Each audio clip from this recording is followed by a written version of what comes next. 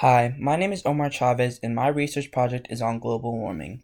As you can see, this is my homepage and I have 3 pictures and 2 videos. The first 3 pictures I have are things that I chose that I thought people would first think of when the image of global warming pops into their head, and that is gas and fumes, endangered animals, and sunlight because of the temperature rising on the planet. The next 2 are videos that I have that go further in depth on what global warming actually is.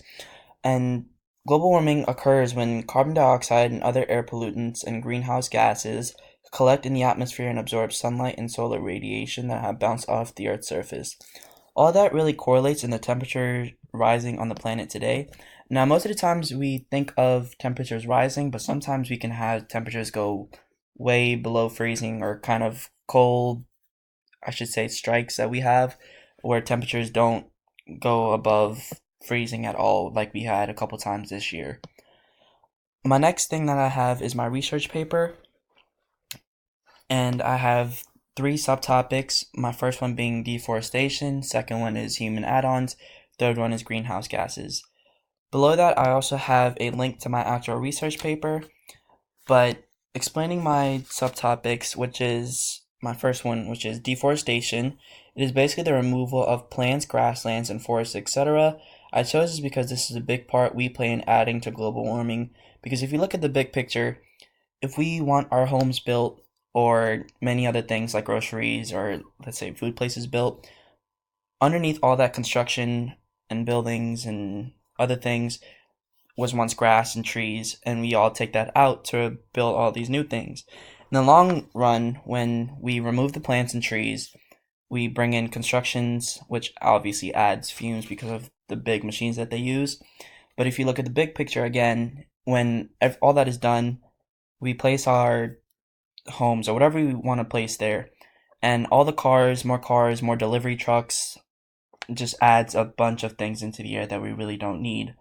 The second one I have is human add-ons.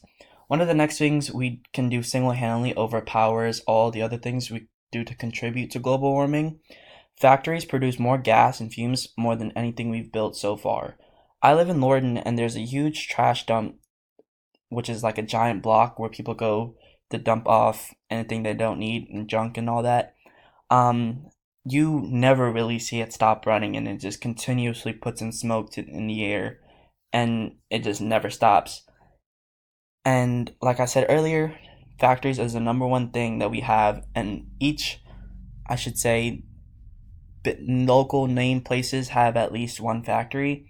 Now, more places like New York and foreign places really have a lot more factories, which is obviously really bad for the air.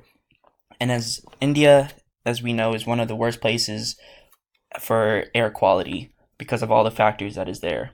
Lastly, my next subtopic is greenhouse gases. This is something that is called the greenhouse effect, which naturally occurs on the planet. It is the trapping of the sun's heat in our atmosphere. There's already different types of gas in the air that we breathe, but when there's excess gas, that can play a big part in why the temperatures spike. Um, Overall, as you can tell, that greenhouse gases is obviously something we cannot control, but when we add things that we don't need, like factories, cars, like I've said earlier, that can really affect how stable our planet is, which can be very bad. For my reflection, I very much enjoy this project.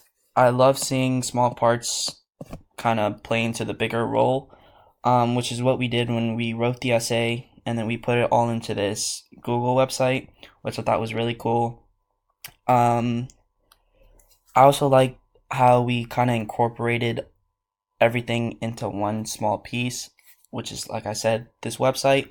But it was kind of cool working with all my fellow classmates and receiving like great ideas on how to fix my things, and then vice versa, giving good feedback on how to better their project. Lastly, here's my works cited page with all my sources and pictures and videos I've used in this presentation. Hope you like my presentation.